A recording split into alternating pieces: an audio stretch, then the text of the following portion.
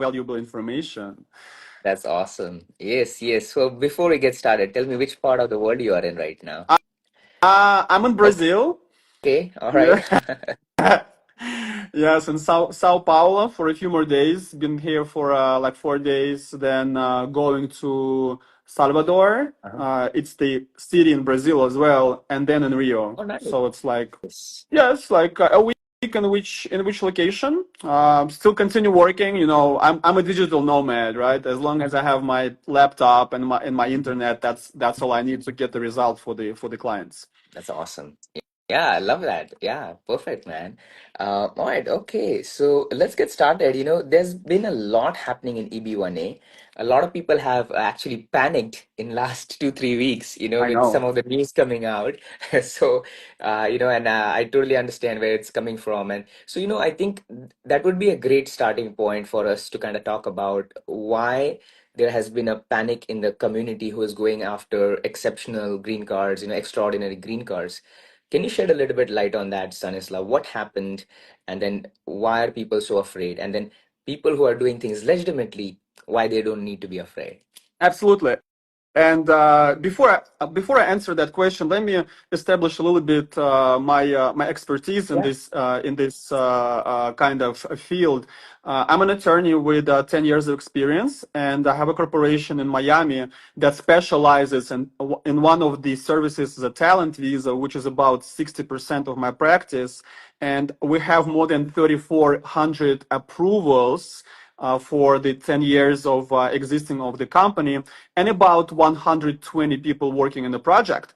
And I'm the leading and the founding attorney of this company, SBL, Shamayev Business Law, and we're proud to serve the community to get the results for our clients with more than 90% chance of approval, where in the industry it's about 45. Mm-hmm. Okay, so we are leaders in this industry.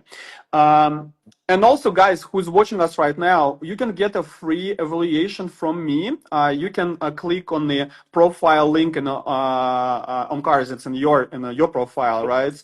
And get the free evaluation from a licensed attorney. It will take about 2 days. Look for the word potential. So, guys, do that to see if you qualify for the talent visa. Going back to your question, uh, I saw that. Mm-hmm. Okay, I saw, and for me it was kind of entertaining to the extent and funny entertaining because I knew those things don't apply to us and to our clients. So what actually happened? Some attorney, I don't even know them. I think they're in California. They just released some a video that says that the some EB1A cases getting revoked because people participate like in a fake Report. competitions, or they claim something happened where it did not happen, right? So it's like fake things. And let me tell you guys, revocation of EB1A, and for that extent any kind of cases, is no news in Yeah. the industry. Look, it's been happening all the time. Just because someone said about this yesterday doesn't mean there's like a fire in the industry. That's not what happens. The fake cases, the fake achievement, fake recognition, or that's not like organic to the extent, they've always been marked in the past, and there's no news here. When you work with professionals like us, and you use the professional services of PR agencies that don't do fake, right? Who are lobbying your interest Mm-hmm. for other things to happen. When you do it legally in white, trust me, guys, no one is gonna take you as a judge in Globy, no matter how much money you pay, if you don't qualify. Mm-hmm. Okay, it's not happening. So they're going to take only people who have qualification to be a judge and who's going to come and judge the competition. Mm-hmm. Okay, so that's how we approach those cases. If there is some press article happening, it's a real journalist asking you real questions. Mm-hmm. Okay, and you're answering the real stuff. So I understand the emotion, because of course people who doing this and who use the legitimate PR agencies, they're scared. They don't want to put their time and money in this thing and then get something crazy going on. I've in my career, for all these hundreds upon hundreds, thousands cases, I never got a, uh, a hint from immigration officer from USCIS for get the revocation about things like that. Why? Because all our cases real. So if you get a free evaluation and I tell you, hey, you got the potential, that's the type of cases that I will be able to take. Got it. I have a question, Stanislav, if you don't mind me asking, a little bit tougher one, you know. I have Sure. seen some attorneys, you know, they have been creating videos on YouTube or this thing, and it's a lot of like, you know, they are talking about this issue, but it, like, you know, as a normal human being, it's coming across as a little bit fear, you know. I'm like, I'm afraid now, you know. And so it's like the issue is small, but they're making a really big deal out of it. Do you feel there is any reason why someone would do something like Oh yeah, that? You know, absolutely. Yes, yes, can you tell us definitely. about it? Yeah. And I think it's a good question. So basically, you're asking what's the real reason Yeah. why they're talking about this? Because now we know that it's been happening forever, right? And will be Yes. happening in the future. So what's behind the? And I totally understand what's behind it. It's the marketing move, basically, Hmm. right? To create the hype, create a fire, the fear, because we know the best emotion for humans to have fear to make impulsive decisions, right? So that's what they create to attract more attention to them and get more Hmm. business, right? So I think there's nothing else because Hmm. again, knowing the background of this issue, there is no logical explanation. I agree. So to be honest, I've dealt with a few cases where, you know, a lot of F1 visa students, and some of their cases for green card applications were denied via marriage base because they did not have enough proof. So it's Yes, not like it's only, you know, EB1A that of happens like that. So if you don't course. provide enough evidence or legitimate evidence of you being together with your partner, even that can get denied. So I don't think EB1A is something different, you know, and so I'm very used to seeing denials in different cases, but it's just that people in that community got really afraid because there are a lot of creators in that community who try to educate people about it. And then, you know, they were a little bit hesitant to talk about it now because of all these denials. But if you're doing things legitimately, you are saying Of you don't course. need to worry. No, absolutely, absolutely, and again, you know, I've seen those denials from other Mm. attorneys, and I don't want to dig how that happened, you know, because sometimes maybe clients just brought things to the attorney doesn't know, right? Uh, Again, so like I don't like this like hype kind of thing that creates like fake light around yeah, what's going on because that news does not change our processes. We've been doing and maintaining and managing them for years, and that's what our clients appreciate. And if you go and Google review, our review, like our clients say, hey, the process and the methodology behind what Stanislav and the team do is amazing. There's nothing even close to compare from other attorneys. got it. Awesome. Yeah. But also, thank you for getting approval for one of our clients. Yeah. So I think a couple of months back, I got a message from one of our clients. He started with you guys less than a year ago, I think. I think July, August, they started last year, and they've already gotten an approval. So I was really happy for him. Yes, And so yes. thank you so much for Yeah, that. Yeah. appreciate the kind words, and we have a lot of clients from Indian community, and we have the reputation of someone who really gets the job done. You know, so I wish you guys Indians were more open for the interviews because we're getting those approvals, but oh, let me wait for the green card. Let me wait. So you know, Yeah. I Yeah. was No. like. We want to share it with the world, but with some cultural things, I understand. So we're Yeah. patiently waiting, you know, patiently waiting. I'm sure. I'm sure they'll come around. Yeah, for sure. That, Yeah, so I want to get a little bit deep into EB1A, Stanislav. So a couple of questions I have is like, you know, first of all, obviously, you know, somebody who has, uh, you know, the first question would be who should be preparing for it? You know, that's the main question. Let's say, because a lot of my audience is actually in America.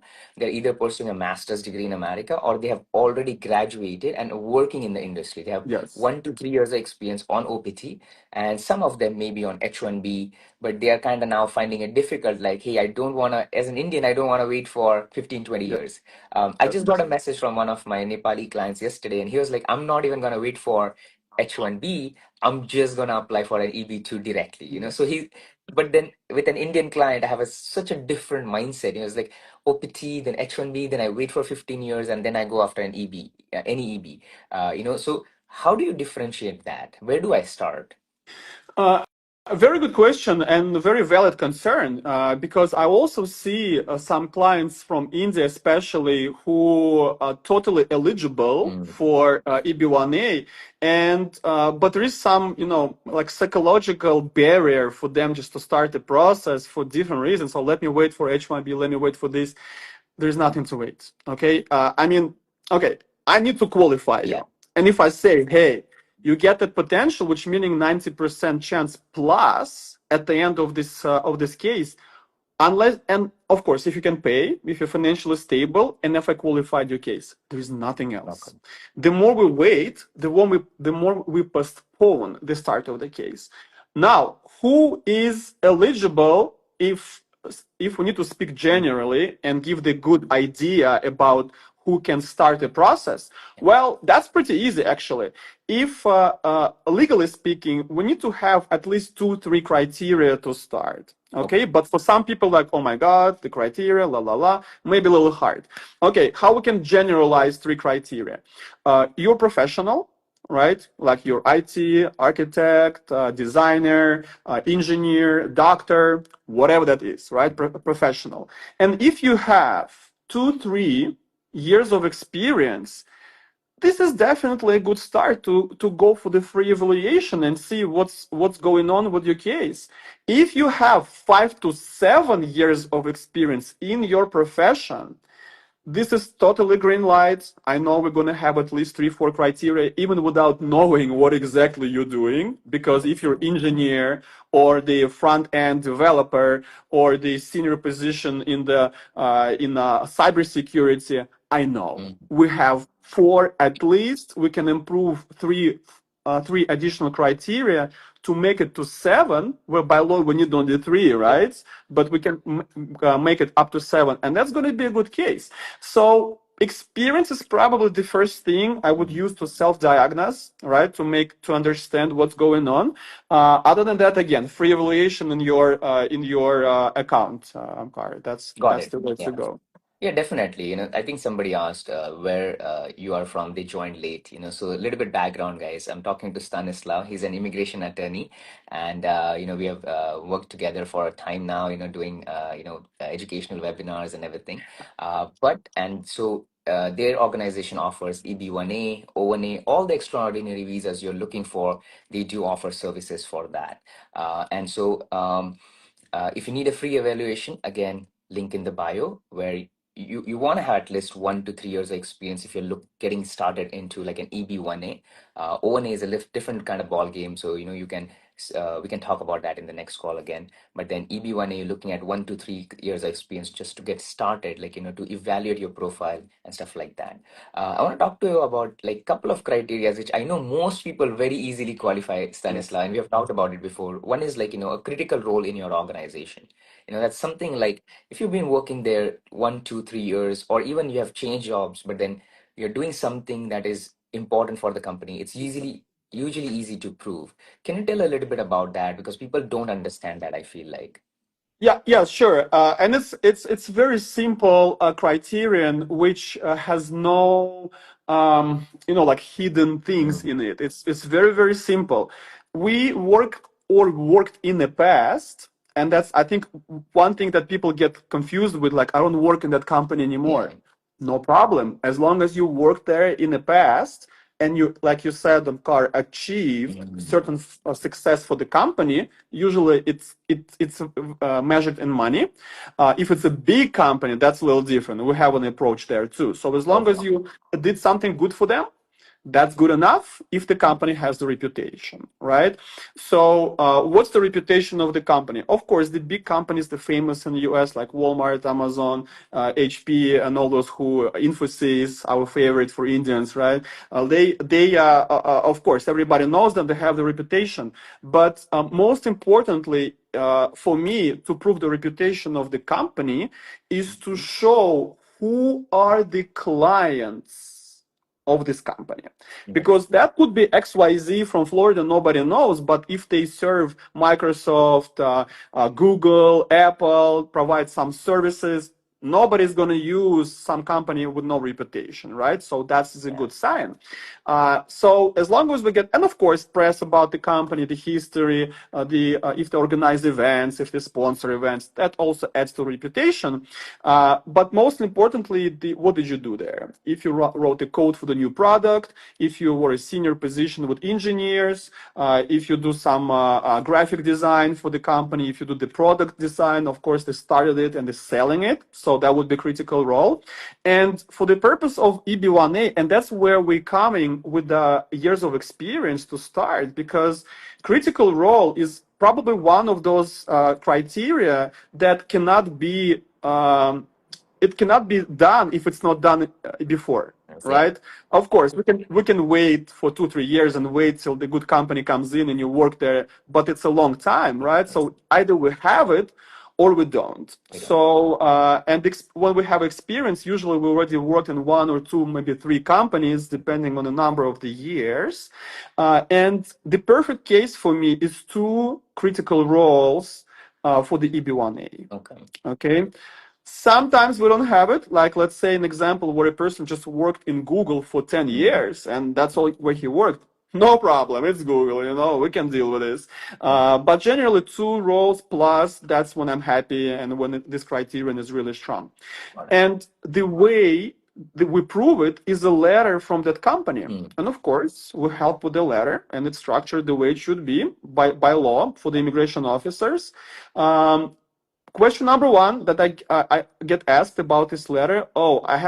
This company was 6 years ago and I don't know anybody there now. No problem. As long as you know people who worked in that company when you worked there and they may not be working there anymore just like you, that's good enough for us. So we can have the letter and that person is going to sign on behalf of that company on that time period. Right? That's it. So very easy to explain, very easy to get those letters. So never a problem in the case. And one question I have, that's where a lot of people ask me, Stanislav, when you're getting a letter from someone, you have to provide their information as well, right? Yes. Like, do you have to take their resume or who they are? How does that work? If you can add a little bit understanding to that. Absolutely. And I require 15 recommendation letters for the case. And I know it sounds daunting and scary. Don't worry, guys. Don't worry. There's a methodology behind it, so don't rush to the conclusions. And of course, and there are expert opinion letters. Those are different. We have a project within the company where we can get you good expert opinion letters for free between the clients, but that's different. The recommendation letters, they have a particular structure. Four things that must be in it. The first part is actually what your question is about. Establish the expertise of the person who writes the letter. So basically, it's a short CV, short resume. Hey, I've been in this industry for so many years. I've done this. I've spoken on these conferences. I have this public. So it's like mini EB1A in one paragraph, basically. Okay. So you can establish who that person is, and the more the expert he or she is, the more weight this recommendation letter has. And the second part is, how do you know the person whom you're writing about? Okay, and there is some kind of a lot of misinformation about this part. Again, coming from people who don't know what they're talking about. They say they must know the person. Usually, yes, they must know because we're familiar with the work and maybe that's what we're talking about. But guys, the expert opinion letters, they are from the people who don't know you. Okay. And this is important because then the expert is objectively assessing your case without emotional subjective vision, right?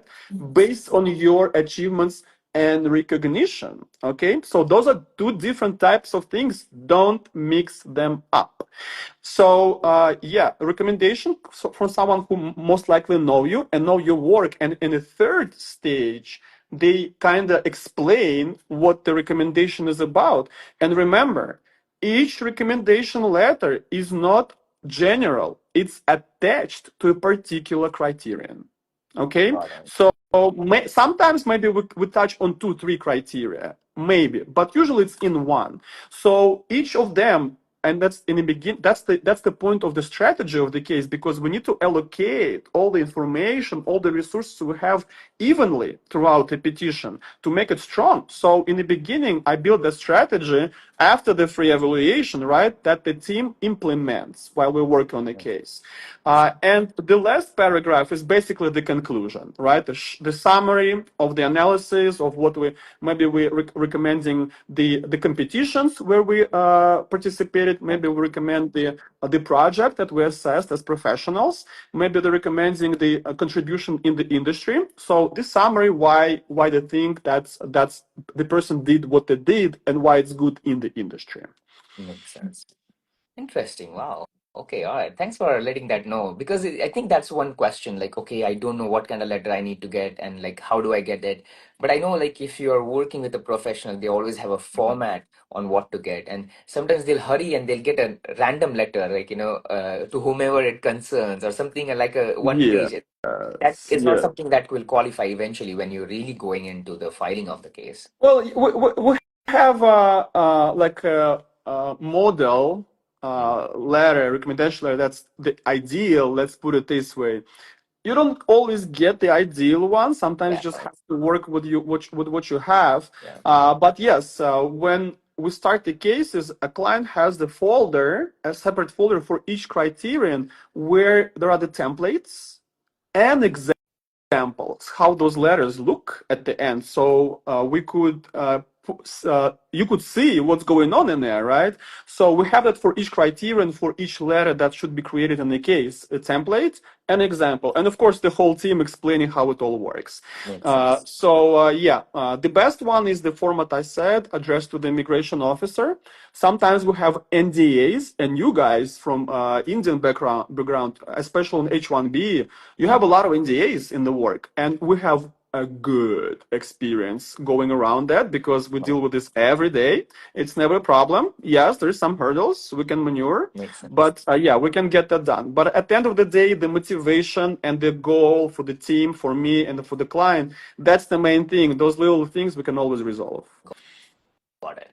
I want to get a little bit into the review of the profile, Stanislav. Let's say, I'm an engineer. I feel like I don't have, let's say, time to go out there and build the profile myself because it's like already working 8 to 9 hours. So like hiring an attorney or a coach, the way you guys do it, how does things work? Like, how does things work with your organization? Let's say, I have 2 to 3 years experience. I go through the evaluation and I get like a feedback, like, hey, I'm meeting 2 to 3 criterias or Yes. couple of criterias. If I were, let's say, start working with your organization, how would that process go? Like from where I am today to building the EB1A, Yes. what is the time frame I'm looking at? And then how do I really build the profile and meet certain criterias? I mean, I want to ask, like, how do you coach with that process, or how do you, as an attorney, provide legal advice for that? And then Absolutely. third is the cost. If you can share these three things would be nice. Yeah. Oh yes, yes. Those three questions kind of should take the whole hour, but I'll try to shorten it and make it nice and sweet because I love those Yeah. questions because Amkar, you know me a little bit better than everybody else, right? You know we are working for the result, Very right? Of course, money is important. We have to pay the cost and everything, but the result for us is number one. very true. So we approach this not only academically but with the soul and heart, and we have Ganesha with our mind all the time. So the first thing is a free evaluation, like you mentioned. Mhm. What is the point behind this step? To sort out the clients who have the case and who don't, and it's free, right? So it's a win-win for everybody. Yes. Either we both know, you and me, that you have a potential in the case for 6 months to work with the team, improve the case, Okay. and get those 90% chance to get the approval, Got it. or it's not enough, and I'll tell you what exactly needs to be Makes done sense. to get to this category. Yeah. So that's the reason behind the free evaluation. If we see the potential, then we invite a client to the complex immigration planning. Got it. That's a different ball Mhm. game because it's two stages. First of all, a client gets 1 hour with a data manager who collects all the information from the clients Okay. and put it in a protocol. I call it protocol. Based on the protocol, I build the strategy for the client to go from point A, where we're right now, to point B in 6 months to build the case. Okay, and I give the grade, I give the percent of approval, I show the how many criteria we already established, how many we need to work on, all the cost, the timing, next steps, and everything. And it's one big document. And on the second stage of complex immigration planning, which is called KEEP shortly, I meet with the client, just we talk right now, and there's a presentation of my strategy and explanation how it works. At the end, the client gets that strategy in writing and a list of documents. So that's the second step. Why it exists? Prepare the case to be moved to approval department, which works with the strategy department, to start working that strategy, right? And that's my first goal in the whole process, to create that strategy, which will be implemented by the client with my team. Makes Okay? While we're working on the case, in the third step, which is complete case filing, Okay. right? Free evaluation, complex immigration planning, complete case filing. There's like 4-level verification process of each document. We have deadlines. We move the case bi-weekly process. Very good pace. A lot of things to be done. And here, going back to the cost of the process, right? Because at the end, the case looks the same regardless of the cost to the client. It's the same case. Makes But what's different, how many hours a client can put into the case. Okay? If you're ready to work 11 hours a week for 5 months straight, about 250 hours, you can get that done. You wouldn't believe it. It's below market. It's $13,000. Okay. No one has that price with the services that we provide, and the quality and the result, the main thing, right?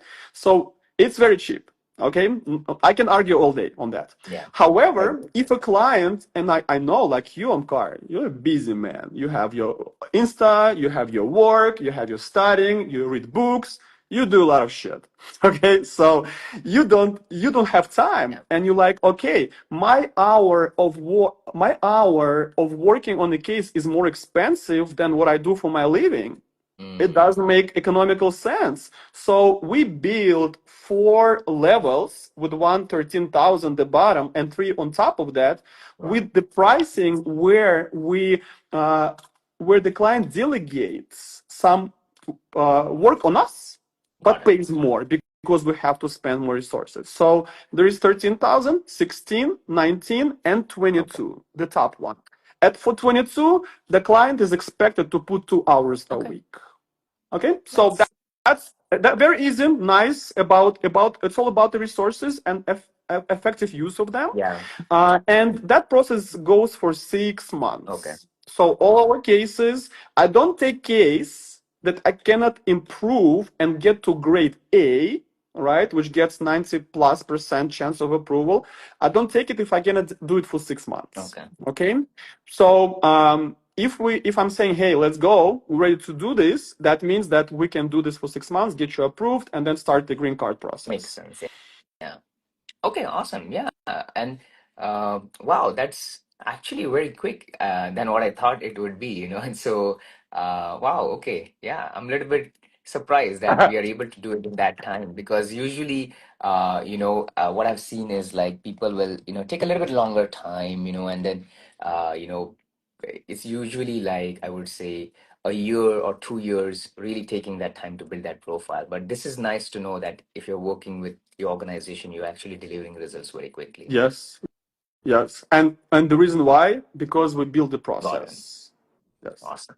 All right. Yeah, I want to summarize here. I think we have given a lot of information here on EB1A, Stanislav. I want to summarize things we talked about. And so, so I would say, there's not much to worry about the recent news that, you just continue to follow the path, do things legitimately, like you always should be Of doing. course. I've never, to be honest, had a lot of worrying to do because, my guidance and the attorneys I work with, they've always guided people in a legal way and legitimate way. So we don't have to worry much about it. If you understand the law, there are a lot of things you can do. So I think that's something I understood. Sorry about that. The second is, how do you really build an EB1A? Are there any parting thoughts you want to share for us to understand? You said O1A?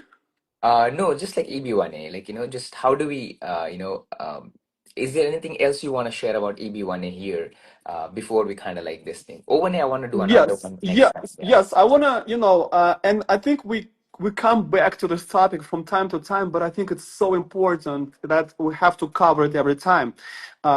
Besides free evaluation, of course, guys, get the free evaluation at the Omkar's bio. There's a link. Get it done right now. Don't wait for whatever.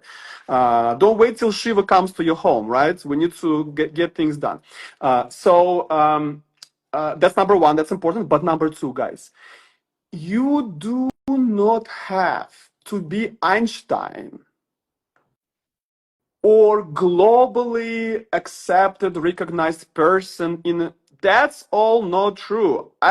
For my thousands of cases, maybe 10 people, I would call them like, there's not no one above them. They're the kings, like, right, like Olympic champions, like a surgeon from Ukraine with top recognition, the scientist from Warsaw, Poland, that everybody knows, and million citations. Of course, we have those cases, but 99.9% of our EB1A approvals are good professionals in their field. Makes sense. That's it.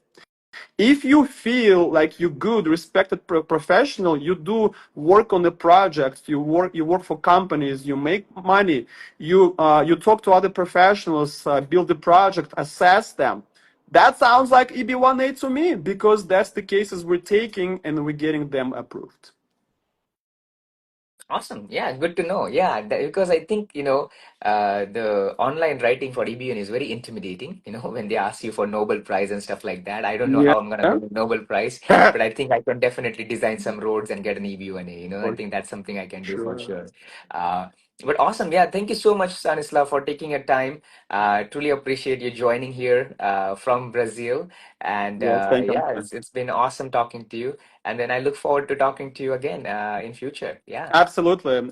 And enjoy your productive Thank week. you. Take care Bye now. Yep. bye. Take care.